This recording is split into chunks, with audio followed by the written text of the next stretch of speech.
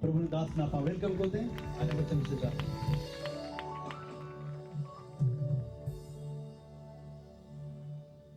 Hallelujah, hallelujah, बोले यीशु मसीह की। जय।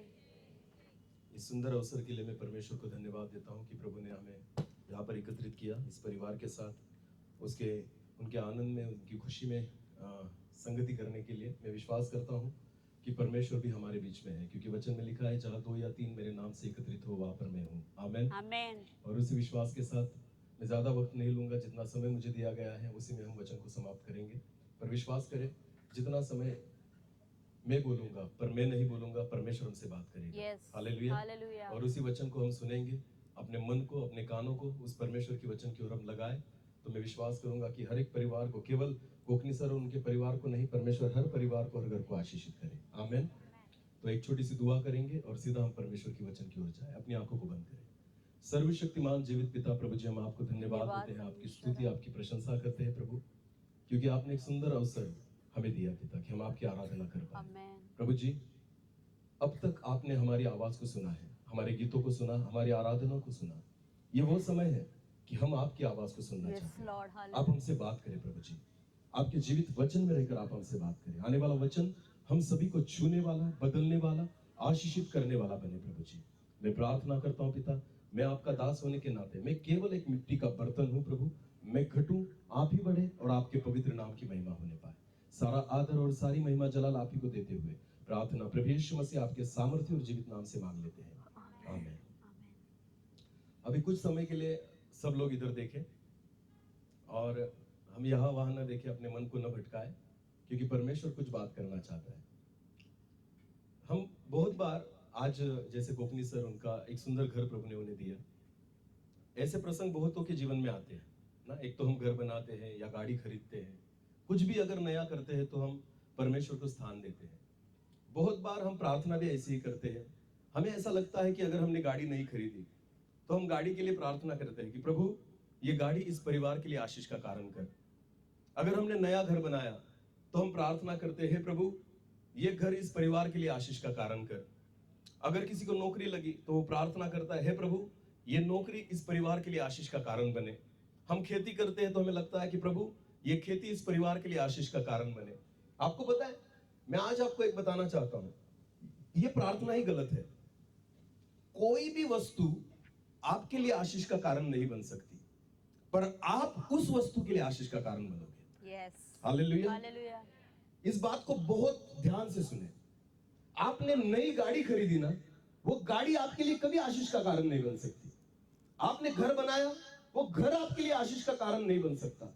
आपको पता है, आपके घर के लिए आप आशीष का कारण बन सकते हो, क्योंकि ये वचन है। एक वचन को पढ़ेंगे, चलो एक वचन को निकालें। मत्ती रचित सुसमाचार उसका 22 अध्याय वचन 32 को हम पढ़ेंगे। मत्ती उसका 22 अध्याय और वचन 32 को हम पढ़ेंगे। मैं अब्राहम का परमेश्वर, इस वचन को बहुत ध्यान से सुने। परमेश्वर कहता है कि मैं अब्राहम का परमेश्वर और इसहाक का परमेश्वर और इजहाक का परमेश्वर और याकूब का परमेश्वर हूँ। और याकूब का परमेश्वर हूँ। वो मरे हुओं का नहीं। हाँ, बाइबल कहती है वो मरे हुओं का नहीं, परंतु जीवितों का परमेश्वर है। जीवितों का परमेश्वर है। ध्यान देकर सुने, परमेश्वर निर्जीव चीजों का परमेश्वर नहीं है, परमेश्वर जीवते लोगों का परमेश्वर है। Hallelujah, hallelujah. समझ में आ रहा है? तो परमेश्वर ना निर्जीव वस्तुओं में नहीं रहता, परमेश्वर जीवित लोगों में रहता है। Hallelujah, hallelujah. समझ में आया? घर जो होता है वो जिंदा होता है या निर्जीव होता है? निर्जीव। उसमें जान होती है? नहीं, बेजान। दीवारों में जान होती है? नहीं। बोला करो, कितने लोग जिंदा है? बोला करो ना। दीवारों में जान होती है? नहीं। स्लैब में जान होती है? नहीं। नीचे फर्श होती है, उसमें जान होती है? नहीं। तो जान किस में होती है? मनुष्य में। बोलो किस में होती है? परिवार में, जो वहां पर रहता है। हालेलुया। और परमेश्वर कहता है मैं जीवितों का परमेश्वर हूं। आमीन, आमीन। इसका मतलब क्या होता है? घर के लिए आपने कितनी भी प्रार्थना कर ली ना, खुदा उस दीवारों के साथ नहीं रहेगा। परमेश्वर कहता है मैं जीवितों का परमेश्वर हूं। इसका मतलब अगर आपको लगता है मेरे घर में परमेश्वर रहे तो वो दीवारों के साथ नहीं, वो मेरे साथ ही रह सकता है। Hallelujah, hallelujah, hallelujah. अगर आपके साथ परमेश्वर हो तो वो घर जो है ना आपके लिए आशीष का कारण बनेगा। आमीन, हालेलुया। इसलिए परमेश्वर का वचन कहता है वो जीवतों का परमेश्वर है, मरो हुआ का नहीं, निर्जीव वस्तुओं का नहीं। एक वचन पढ़ना, यहोशू की पुस्तक निकाले, उसका पहला अध्याय, यहोशू की पुस्तक उसका पहला अध्याय और वचन 8 से लेकर आगे।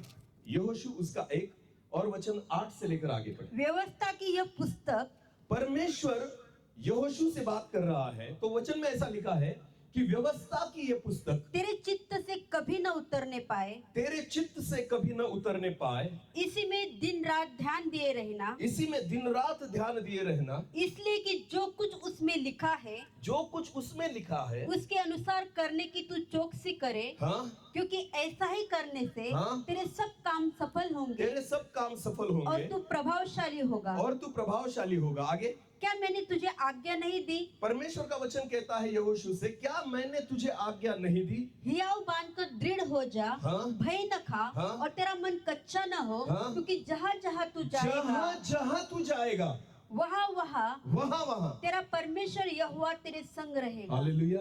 वचन यहोशू को क्या कहता है? तू जहां जाएगा वहां परमेश्वर तेरे साथ रहेगा। Hallelujah, hallelujah, hallelujah. हालेलुया।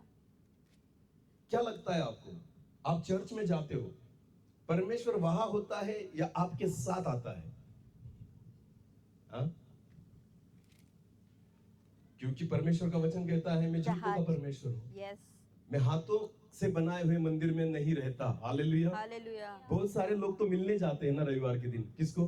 परमेश्वर यीशु को। चलो आज रविवार आया तो यीशु को मिलने जाए, पर बाइबल तो कहती है मैं तो हाथों से बनाए हुए मंदिर में रहता ही नहीं ना, निर्जीव वस्तुओं में मैं वास करता। आपने करोड़ों की भी बिल्डिंग बना ली, खुदा उसमें वास करता नहीं। उसको जीवित लोग चाहिए। बोलो क्या चाहिए? जीवते लोग। ध्यान देकर सुनिए, मैं विश्वास करता हूं, आपको पता है परमेश्वर की उपस्थिति चर्च में क्यों रहती है? एक आत्मिक व्यक्ति भी उस चर्च में होना, उसके साथ खुदा वहां पर आता है। Yes, hallelujah, hallelujah. उसके साथ प्रभु वहां पर आता है। आमीन। आमीन। हमें लगता है कि चर्च में प्रभु है, नहीं, वो एक आत्मिक व्यक्ति के साथ वहां पर खड़ा है। आमीन, आमीन। हालेलुया। हालेलुया। करेगा क्या? अकेला दीवारों से बात करेगा, खुद एक्टो पैड बजाएगा, हफ्ता भर करेगा क्या खुदा उस चर्च में रहकर? उसको जीवित लोग चाहिए। बोलो उसको कौन चाहिए? जीवित लोग, जो हफ्ता भर उससे बात करे, जो हर दिन उससे मुलाकात करे, जो हर दिन उसकी आराधना करे, हर दिन उसकी प्रार्थना करे। परमेश्वर को ऐसे लोग चाहिए। आमीन, आमीन। यहोशू को खुदा कहता है, यहोशू तू जहां जहां जाएगा तेरा परमेश्वर तेरे साथ रहेगा। आमीन, आमीन।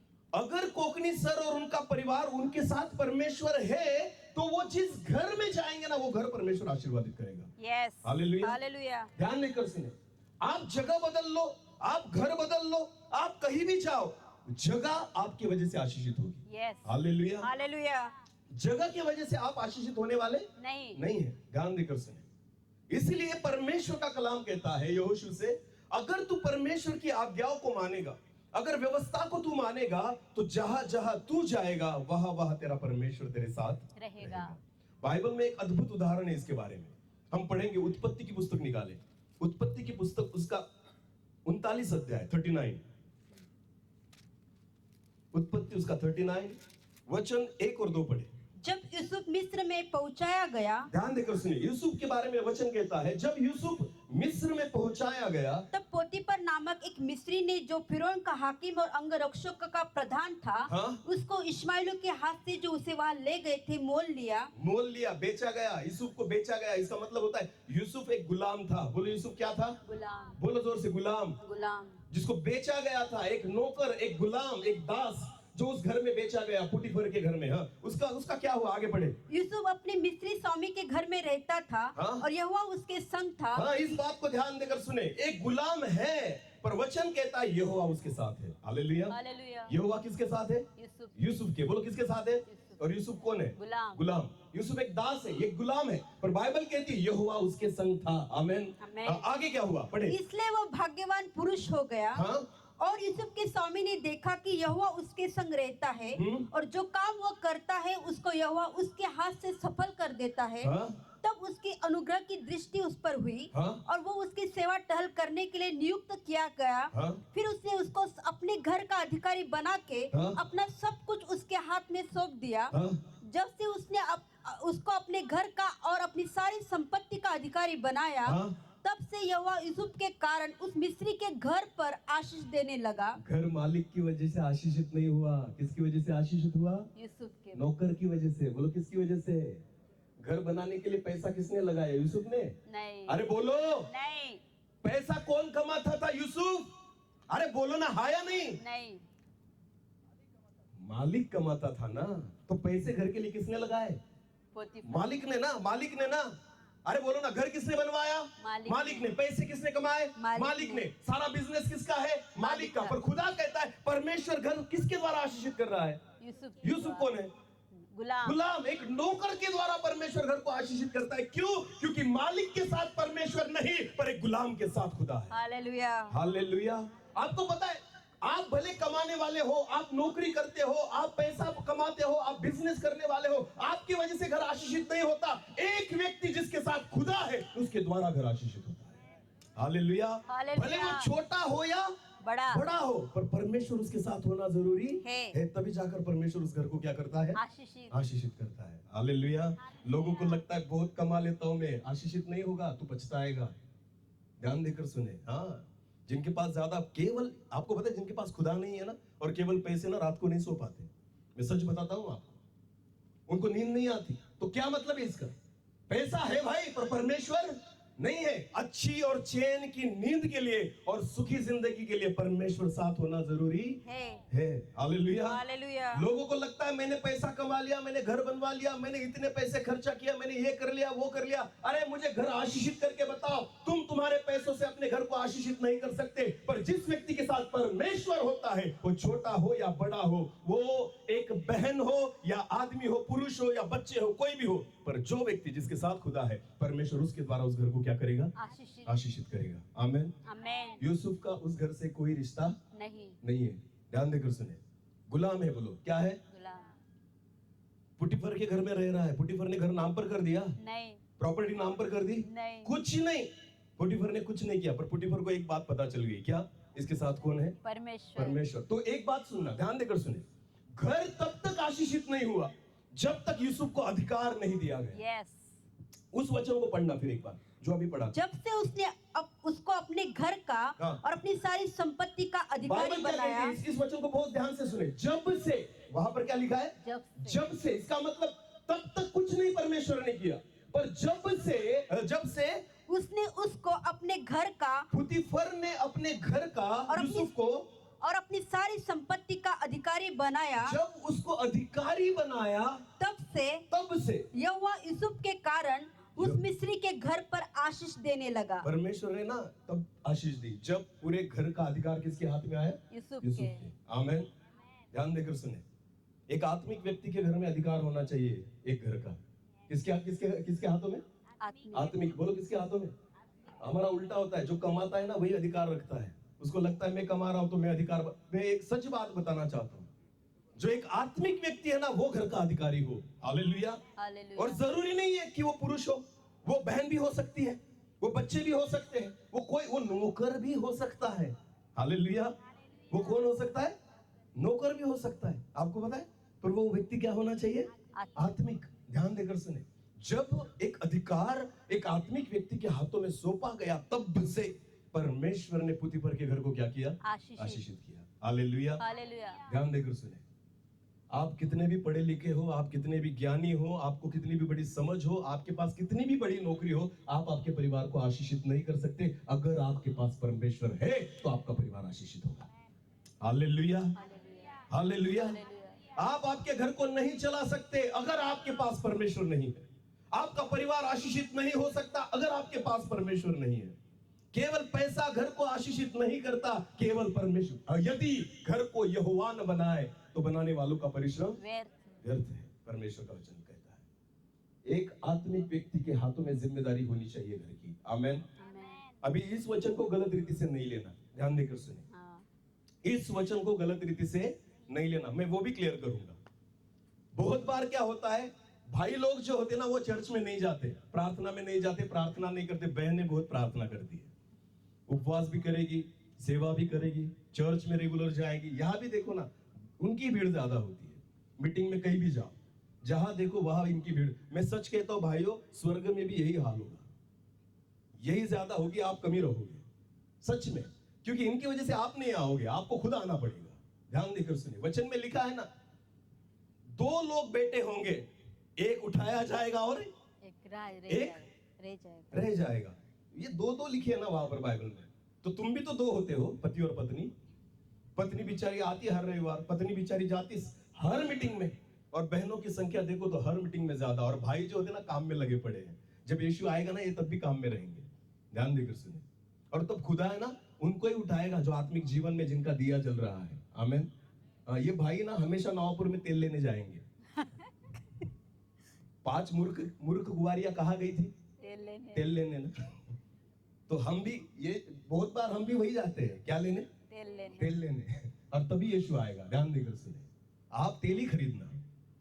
सच बोलता हूं मैं आपको, आत्मिक जीवन को संभाले भाइयों। हालेलुया। हालेलुया। आपका पैसा आपके घर को आशीषित नहीं करेगा, परमेश्वर की उपस्थिति आशीषित करेगी। आमेन।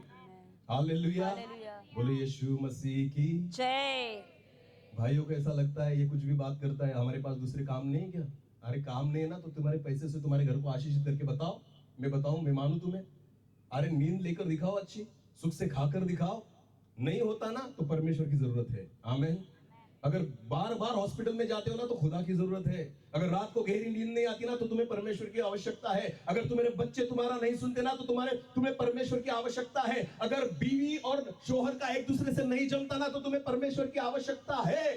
अगर तुम बेचैन रहते हो, तुम्हें खुदा की आवश्यकता है। तुम्हारा पैसा तुम्हें सुखी नहीं करता, तुम्हें परमेश्वर की आवश्यकता है। हालेलुया। बोलो यीशु मसीह की जय। सोचो, एक गुलाम जो है ना, उसके कारण एक मालिक का परिवार आशीषित हुआ। हालेलुया। क्योंकि वचन में लिखा है, पोतीफर ने देखा कि इसके साथ कौन है? परमेश्वर। तो पूरा अधिकार किसको दे दिया? यूसुफ को। बोलो किसको दे दिया? और तब से परमेश्वर ने उस परिवार को आशीषित किया। आमेन। आमेन। अगर ऐसा देखा जाए ना, तो तुमने सारे अधिकार किनको देने चाहिए? पत्नियों को, क्योंकि ये ज्यादा धार्मिक है ना। बाइबल में ऐसा भी एक परिवार है। चलो पढ़े दूसरे राजाओं की पुस्तक, दूसरे राजाओं की पुस्तक, उसका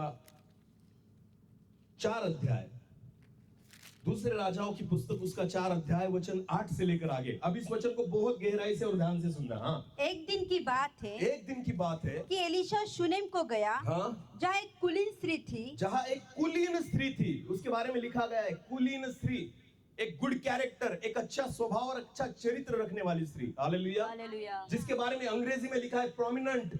इसका मतलब है जिसका चरित्र अच्छा है, सुप्रसिद्ध। हाँ, जिसकी प्रसिद्धि अच्छे कारणों के कारण है, उसे लिखा गया है कुलीन स्त्री। हालेलुया। हालेलुया। 4 लोगों में उसकी पहचान अच्छी थी। आमेन।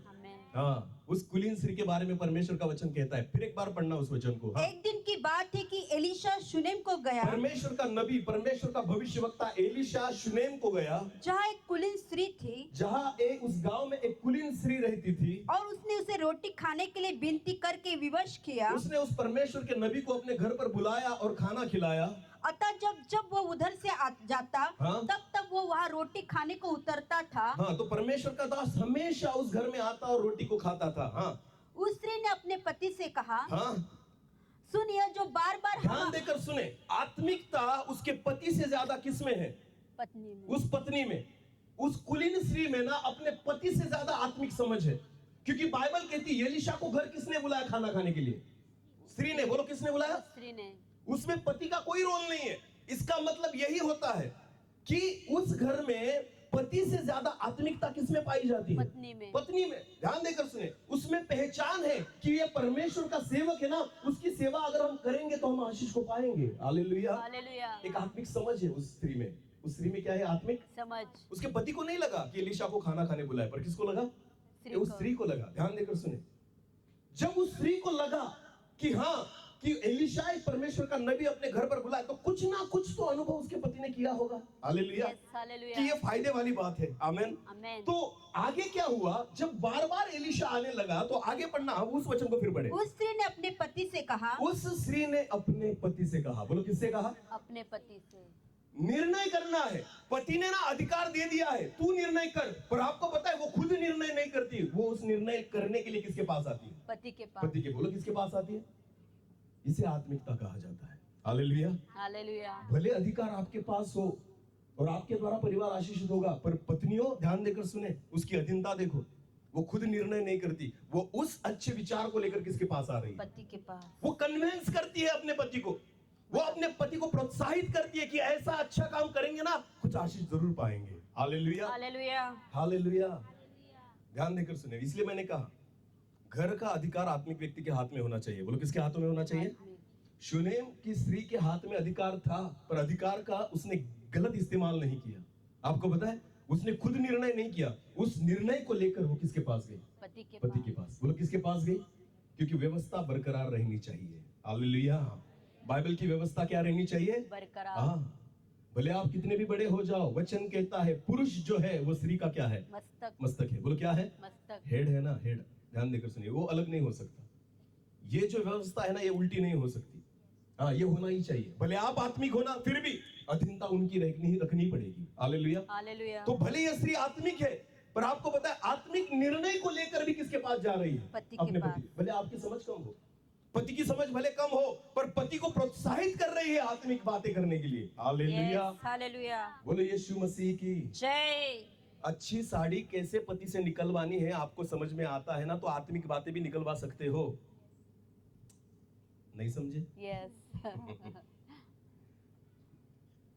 हर रोज भी अगर अच्छी साड़ी वाला अगर आए ना गली में, तो हर रोज बहन को लगता है ना, बहनों को लगता है कि एक तो भी लूं ना, वो बेचारा खाली हाथ जाना ही नहीं चाहिए। आपको पता है, ध्यान देकर सुनना, वो लॉरी वाले आते हैं, लॉरी वाले आते हैं ना, हाँ। कब आपने वहां पर पुरुषों को खड़ा देखा है? हाँ, जो गली में जो लॉरी वाले घूमते हैं ना, कब आपने पुरुषों को खड़ा देखा है? देखा है आपने? कौन खड़ी रहती है वहां? लेडीज। उनको पता है ये खरीदेगी, ये क्या करेगी? लेंगी। उनको पता है। ध्यान देकर सुने, ये उनका स्वभाव होता है। हालेलुया। और बेचारा पति है ना, अंदर से देखता है अब ये आएगी पैसा मांगने, ये अब आएगी क्या मांगने? पैसा। आपको पता है सबसे ज्यादा ब्लड प्रेशर पतियों का कब बढ़ता है? जब क्रिसमस आता है और आप उनके साथ जाते हो सूरत या व्यारा। पगार हुआ नहीं हुआ कुछ फर्क पड़ता नहीं, मुझे चाहिए तो चाहिए। आपको पता है बेचारा पति ना, उस समय ना ठंडी के दिन होते हैं क्रिसमस के, फिर भी उसको पसीना आता है आपकी साड़ियों को देखकर ना। हाँ, उस बिल को देखकर उसको पसीना आता है, वो पसीना पोंछता है। आपको पता है पत्नियों ध्यान देकर सुनिए, जितनी बहनें यहाँ पर बैठी है ना, आप आपके पति से सारे काम निकलवा सकती हो, वैसे ही आत्मिक काम भी निकलवाओ। हालेलुया। हालेलुया। ये शूनेम करीन स्त्री जो थी ना, उसने अपने पति से अच्छा काम करवाया। आमेन। आमेन। क्योंकि वो आत्मिक थी। बोलो वो क्या थी? आत्मिक। हाँ, ध्यान देकर सुने, उसने क्या किया पता है? उसने अपने पति को कहा ये जो बंदा है, ये जो व्यक्ति है ना, ये कोई परमेश्वर का जन है। आमेन। पढ़े उस वचन को। उस स्त्री ने अपने पति से कहा, हाँ? सुन, ये जो बार बार हमारे यहाँ से होकर जाया करता है, हाँ? वो मुझे परमेश्वर का कोई पवित्र भक्त जान पड़ता है। परमेश्वर का ये कोई पवित्र जन भक्त जान पड़ता है। यानी ये समझ किसमें है? स्त्री में। बोलो किसमें है? वो किसको बता रही है? अपने पति को। पति में समझ ही नहीं है, पति समझ ही नहीं पा रहा ये कौन है बंदा, पर ये इस स्त्री को पता है कि ये आत्मिक व्यक्ति है जिसको मैं घर बुला रही हूँ। हालेलुया। हालेलुया। पर वो किसको बता रही है? पति को। वो कन्विंस कर रही है, उसको प्रोत्साहित कर रही है। ये जो व्यक्ति है ना, एक आत्मिक व्यक्ति, अगर घर पर बुलाएंगे ना, आशीष देकर ही जाएगा। हालेलुया। हालेलुया। तो वो अपने पति से बात करती है कि ये जो व्यक्ति है ना, ये कोई परमेश्वर का जन मालूम पड़ता है। आगे बढ़े। हम भीत पर एक छोटी उपरोटी कोठरी बनाए। उसने अपने पति से कहा, हम मैं अकेली नहीं, भले अधिकार मेरा है आत्मिक, पर फिर भी अधीनता मेरी रहेगी। आमेन। मैं आपकी अधीनता में रहूंगी। हम मिलकर ना एक उपरोती कोठरी बनाएंगे। आगे बढ़ना। और उसमें उसके लिए खाट, एक मेज, एक कुर्सी और एक दिवट रखे। हाँ? कि जब जब वो हमारे यहाँ आए, हाँ? तब तब उसी में टिका करे। हाँ, हालेलुया। हालेलुया। बाइबल कहती है उसने एक योजना बनाई कि ये जो परमेश्वर का दास है ना, उसके लिए उपरोती कोठरी में एक घर बनाए, वहां पर कुछ कुर्सी लगे, मेज रखे, और वो जब भी आएगा ना यहाँ पर रुका करेगा। आपको पता है उसका फायदा क्या हुआ? बहुत सालों से उन्हें बच्चे नहीं थे। यस।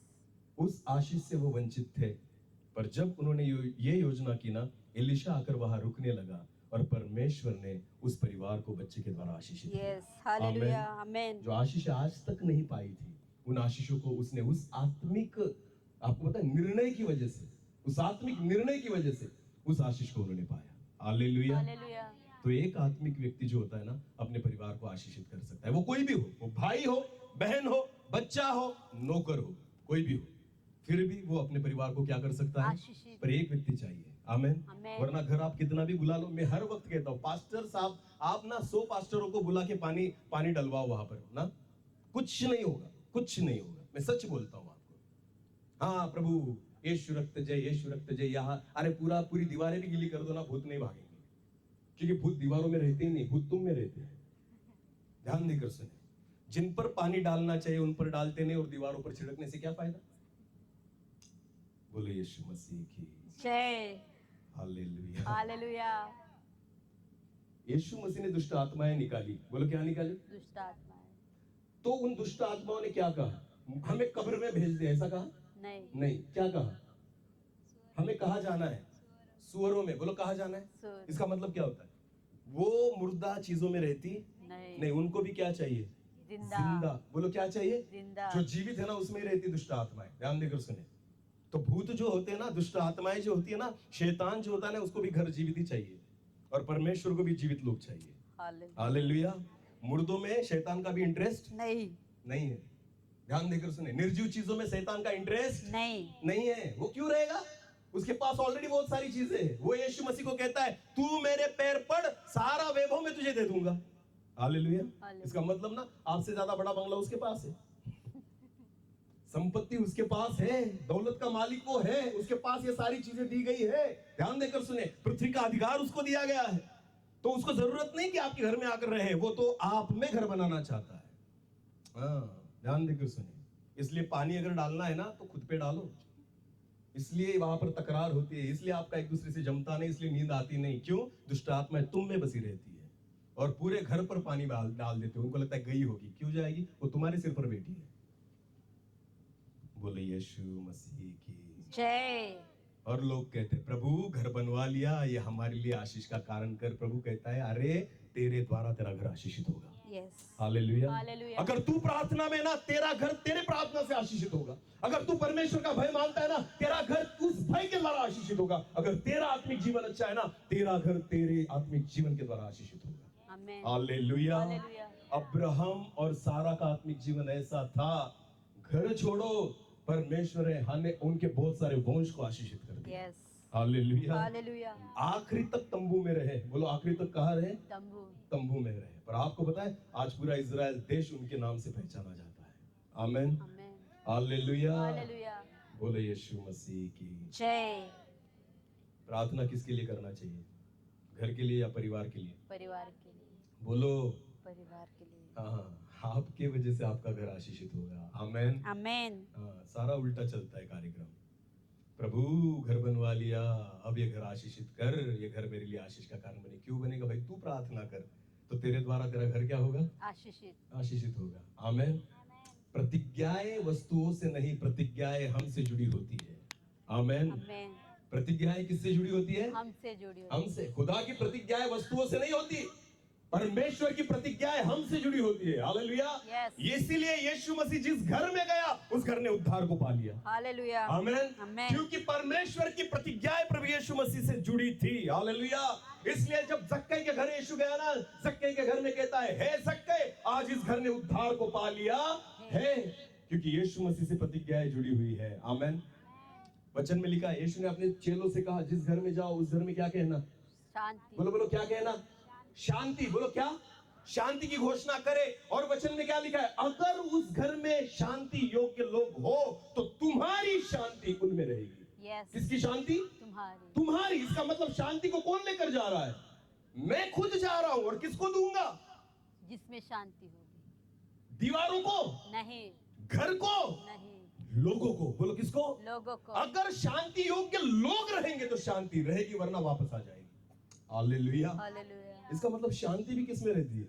जीवतों में। जीवतों में। बोलो किस में रहती है? जीवतों। और हम शांति किसकी करवाते हैं? बेजान। सब उल्टा है। ध्यान देकर सुने, प्रॉब्लम हम में है।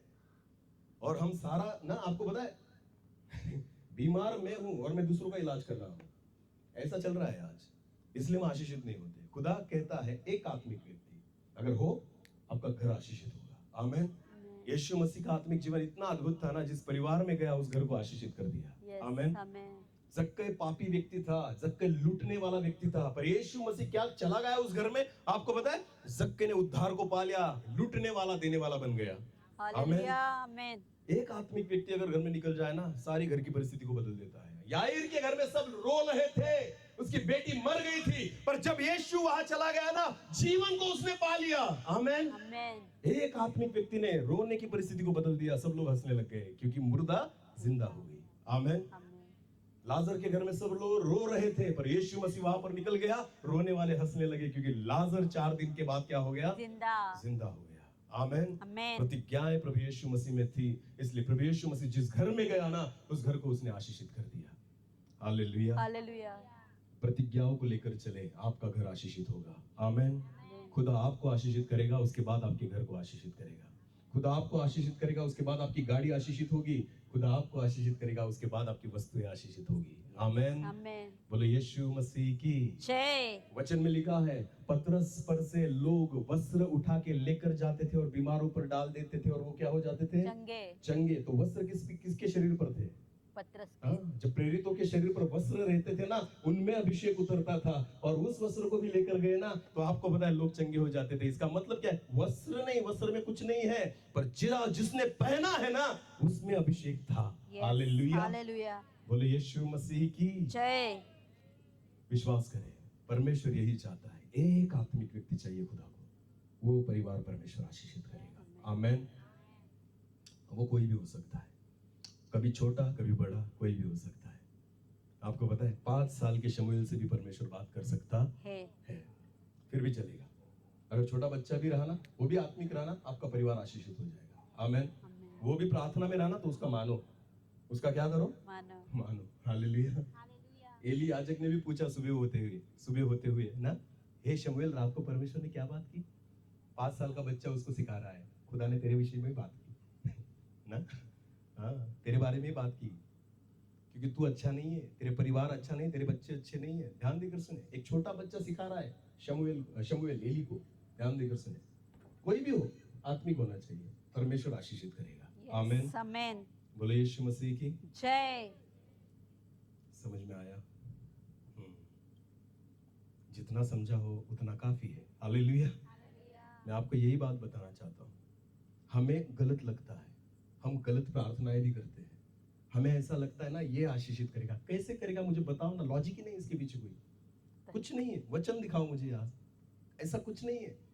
आशीष मुझ में है। आमेन। यस। आमेन। प्रतिज्ञाएं मुझ में है, जहां तू पैर रखेगा वो भूमि में तुझे दे दे दूंगा। आमेन।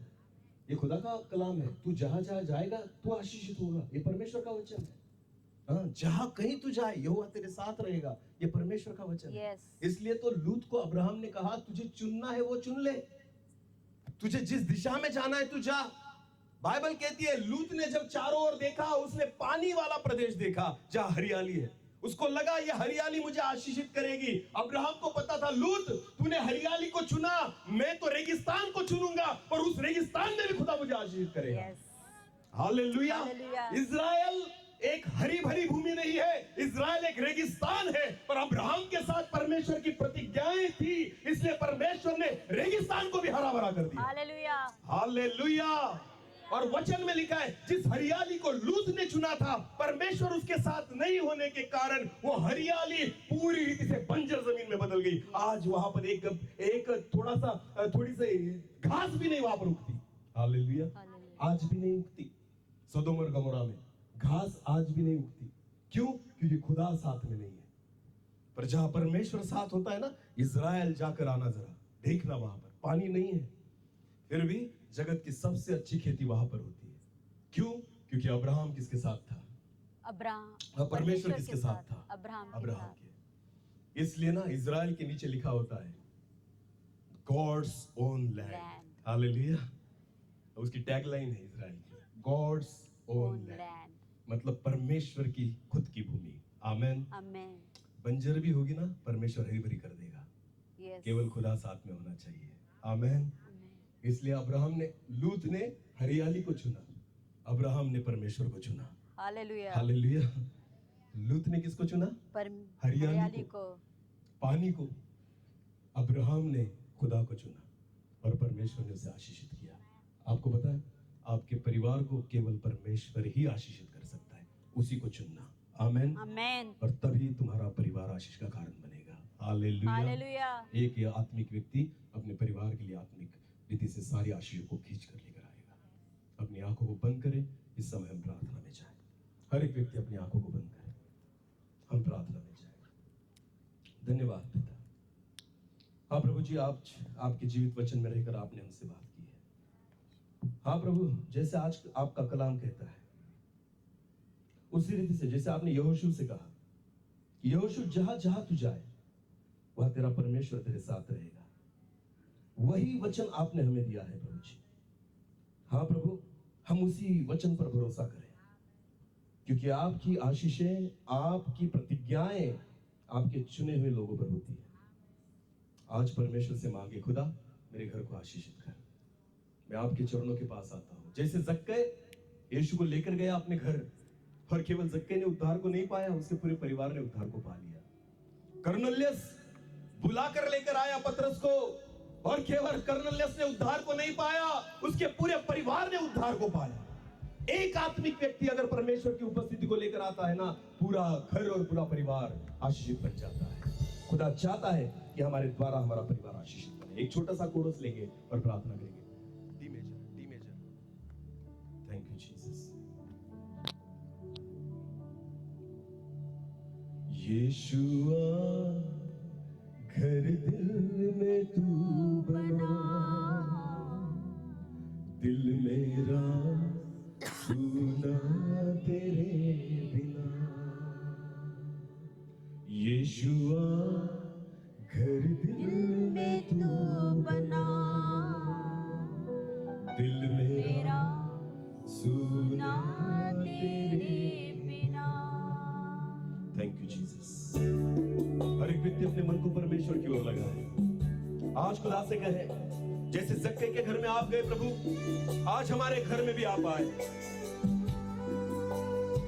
हमारे परिवार को आशीषित करें, हमारे परिवार की परिस्थितियों को बदले, हमारे बच्चों का जीवन बदले प्रभु। शांति हमारे घर में आने पाए, आपका उद्धार हमारे परिवार में आने पाए। आज वही दुआ परमेश्वर से करें।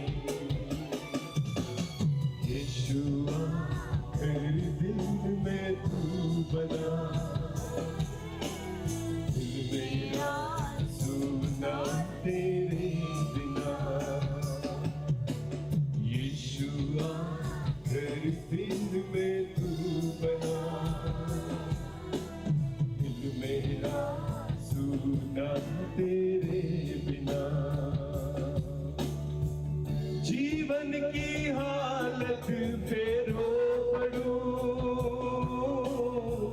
तू ही बता यीशु क्या करूं। जीवन की हालत पे रो पड़ूं, तू ही बता यीशु क्या करूं। दुनिया की खुशियाँ गम से भरी, धोखा ही धोखा है हर घड़ी। ओ दुनिया की खुशियाँ गम से भरी, धोखा ही धोखा है हर घड़ी। ठोकरे अब मैं ना खाऊंगा, दुनिया से दिल ना लगाऊंगा। ठोकरे अब मैं ना खाऊंगा, दुनिया से दिल ना लगाऊंगा। यीशुआ घर दिल में तू बना, दिल मेरा सुना तेरे बिना। यीशुआ घर दिल में तू बना, दिल मेरा सुना तेरे बिना। दिल मेरा सुना तेरे बिना, दिल मेरा सुना तेरे बिना। हाँ प्रभु जी, हमारा घर तब तक सुना है जब तक आप उसमें नहीं। हमारा जीवन तब तक सुना है जब तक आप उसमें नहीं। हमारा परिवार तब तक सुना पड़ा है जब तक आप उस परिवार में नहीं। आज हर एक परिवार में हम आपको आमंत्रित करते हैं प्रभु जी, आप आए, आप हमारे साथ रहे प्रभु जी। वचन में लिखा है, देख मैं द्वार पर खड़ा खटखटाता हूं, जो कोई मेरी आवाज को सुने और उस द्वार को खोले, मैं उसके साथ भीतर आऊंगा। हाँ प्रभु जी, आज आपने आपके वचन में रहकर खटखटाया है, हर दरवाजे को खटखटाया है, हर एक हृदय को खटखटाया है प्रभु जी, हर मन को आपने खटखटाया है खुदा। मैं प्रार्थना करता हूँ हम अपने हृदय को कठोर न करें, पर अपने हृदय के दरवाजों को खोल दे कि आज प्रभु की उपस्थिति हमारे मन में आए, हमारे जीवन में आए, हमारे परिवार में आए, और खुदा हर परिवार एक आशीष का कारण बने। Thank you Jesus. हमारे घर के लिए हम आशीष का कारण बनेंगे, हमारी वस्तुओं के लिए हम आशीष का कारण बनेंगे प्रभु जी। जहां कहीं तू जाए, यहोवा तेरे संग रहेगा। हालेलुया। इस वचन को, इस प्रतिज्ञा को हमारे जीवन में आप पूरी करें। आमीन। जिस बीज को बोया गया है 30 गुना, 60 गुना, 100 गुना फल रहा है। केवल सुनने वाले नहीं, पर वचन के अनुसार हम चलने वाले बने। सारा आदर और सारी महिमा जलाल आप ही को देते हुए प्रार्थना प्रभु यीशु मसीह आपके सामर्थी और जीवित नाम से मांग लेते हैं। आमीन। आमीन। आमीन। 14